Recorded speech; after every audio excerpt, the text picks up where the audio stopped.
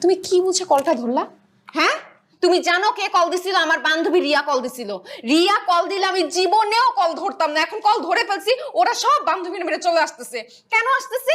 তোমাকে দেখতে। এই তোমাকে দেখতে আসতেছে, বুঝতেছো? তোমাকে কিভাবে দেখাবো আমি? তুমি কথা বলতে পারো না, কানে শুনো না, তার উপর এরকম পান খাও, বিড়ি খাও, আমি কি দেখাতে পারবো বলো? তুমি শুনো শুনো শুনো, একটা একটা উপকার করো। হ্যাঁ, ওরা যখন আসবে না বাসায়, তখন তুমি বাইরে বেরোবা না, মানে তুমি এই রুমের মধ্যে থাকবা।